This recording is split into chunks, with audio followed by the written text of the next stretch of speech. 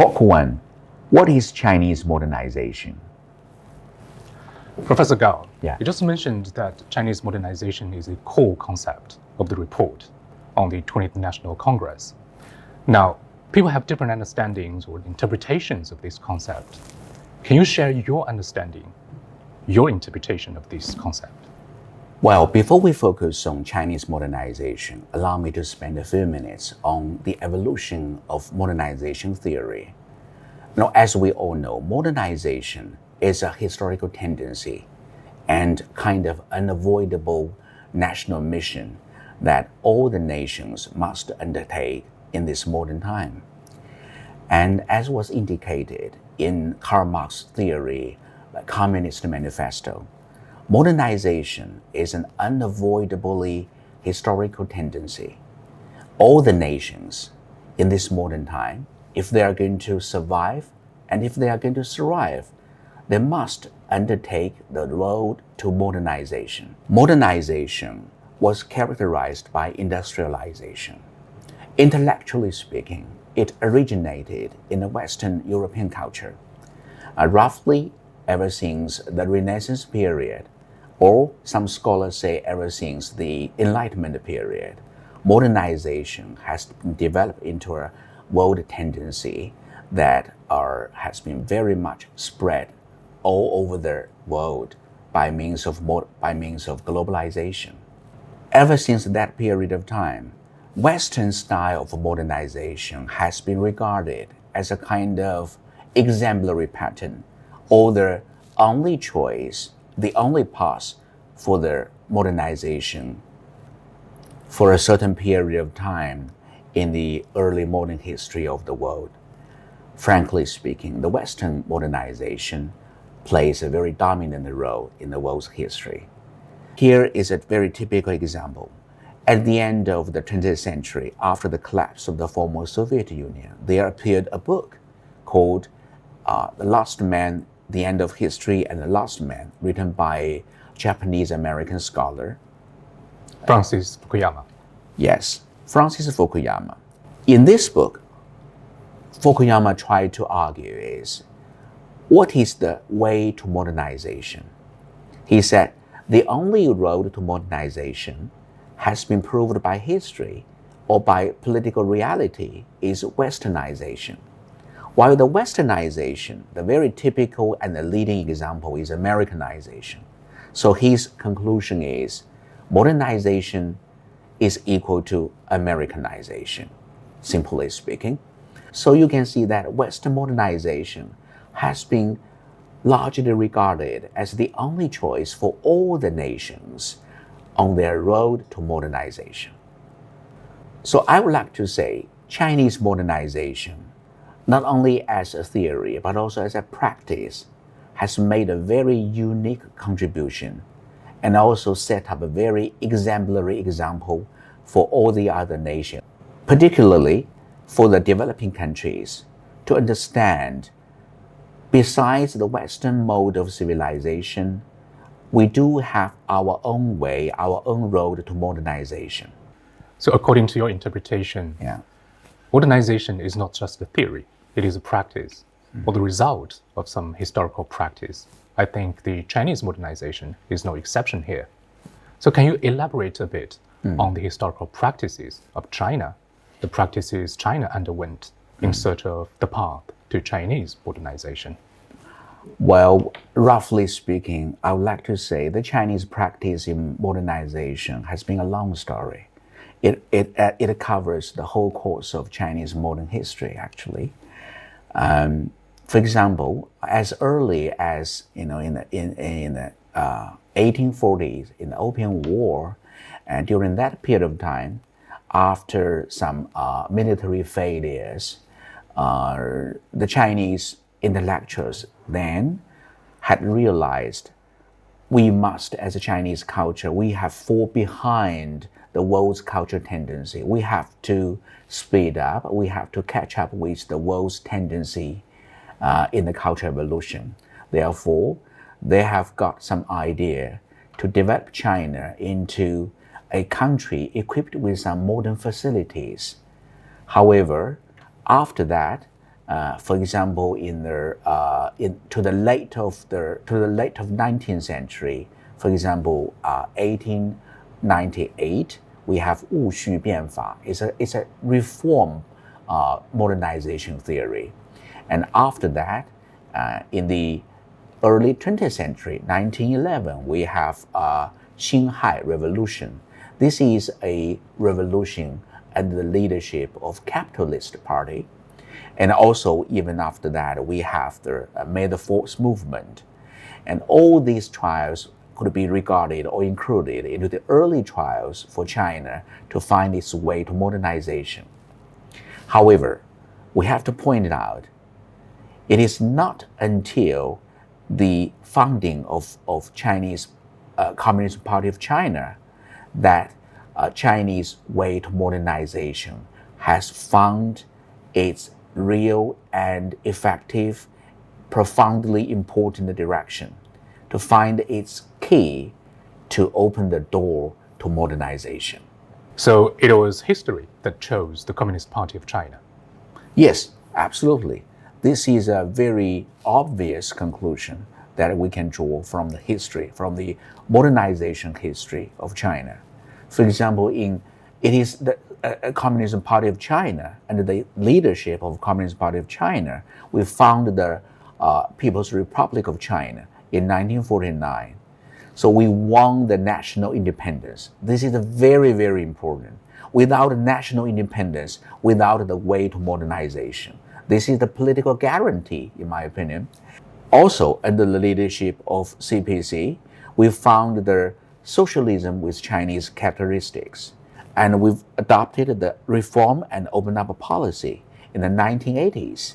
And now, after 40 years of social development, China has developed itself into the second largest world's economy. This is a great achievement. We are now stepping into the new area of socialism with Chinese characteristics. And our new mission and the Chinese dream is to build China into a strong, modern country for the Chinese people. And a socialist country too. Definitely.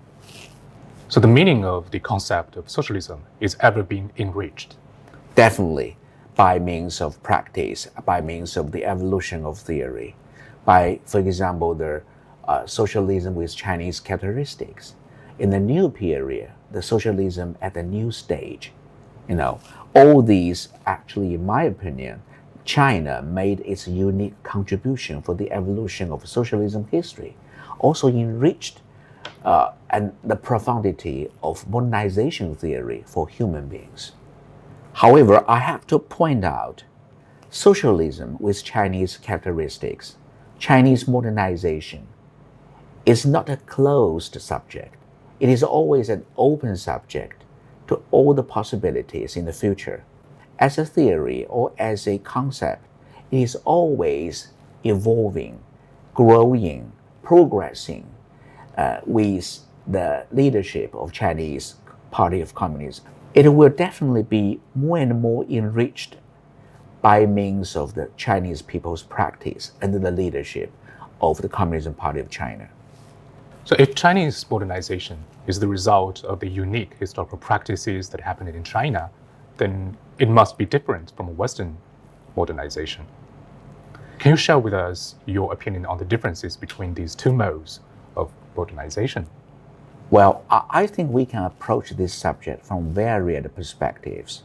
However, the first perspective I want to share is I'm going to point out the cultural foundation. And the cultural foundation is extremely important as a decisive factor for all the nations to choose their way to modernization. And in this sense, the Chinese culture is very unique, essentially speaking, in difference from the Western culture by value system, by the philosophical concept, by their social practice, by their lifestyle. And their understanding of what it means to be a human being, to be a social member. Yes, how to understand your value. What's the meaning or the value of your existence in this world? What's the meaning of your life? Now, for the Western culture, in the modern period of time, based on their tradition, they grow up the individualism or say politically liberalism. Based on their tradition, they have a very strong tradition on the Christian culture. They grow up the atomic being. The atomic being is a culture result which is deeply rooted in the Western culture. However, we don't have that kind of culture basis in China, in Chinese tradition and culture. So can I say that the Chinese people focus more on the collective, on the groups, on family? Yes, specifically, for example, we have a very strong tradition of family. And in our early culture period, it has been again and again emphasized by the academy. The Chinese culture originally has a very unique point. That is, we attached very much importance to the blood relationship. So we think highly of the importance of the collective life. In this sense, family is always on the priority concern of the Chinese people. So we lay our value foundation on the collective social value system instead of on the individual or on the maximize of the self-interest, which is a very, very important driver for the Western civilization in modernization sense. We don't have that kind of value system. We don't have that kind of value tradition in the Chinese culture. So we emphasize more on the collective interests and the connections between people. Yes, I think this is the cultural basis for the difference between Chinese way to modernization and the Western way of modernization. And in this sense, we could draw the conclusion why the Chinese people would choose socialism with Chinese characteristics. Because we do have that cultural factor or the cultural elements deeply rooted in the traditional Chinese culture, which is in full response to socialism as a political tendency. So the Chinese modernization must be oriented towards socialism instead of capitalism. Definitely, as we have pointed out, because of the culture fundamental basis of the culture factors. And also, so that is why we choose socialism with Chinese characteristics. And that is why socialism as an intellectual ideology has won the favor of the Chinese people and become very much thriving in the modern history of China. And that is why we've chosen our modernization, a way to modernization different from the Western people, from the Western cultures. And also that is why the strong leadership of CPC is a guarantee for the Chinese modernization. All these are based on the Chinese culture, are based on a very strong response and correspondence to the Chinese tradition and culture.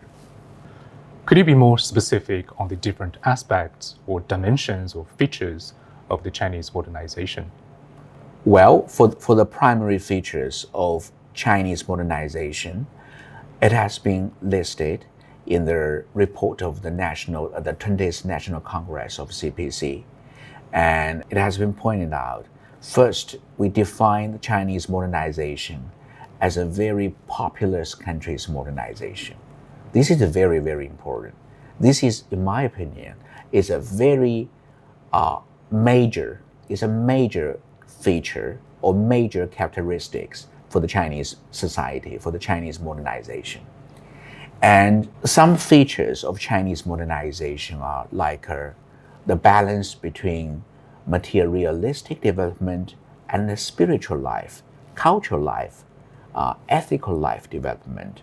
Specifically, some features for Chinese modernization like it is modernization of common prosperity for all, not for few people, not for small groups, but for all the people. And it is a modernization of material and culture and ethical development. So we want to make a balance between materialistic development and the cultural ethical development. And for example, it's a modernization of harmony between humanity and nature.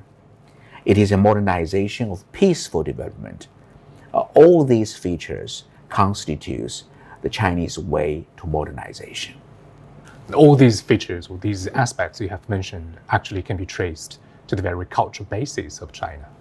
Yes, because we have pointed out, without the culture of China, without Chinese modernization, and the Chinese modernization as a unique Chinese-styled way to modernization is deeply rooted in the culture and the tradition, and also is full response to the social reality.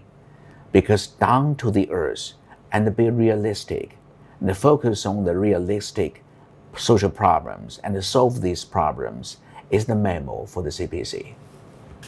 So we have to understand Chinese modernization on the political, historical, social, and cultural basis of China. Yes, definitely.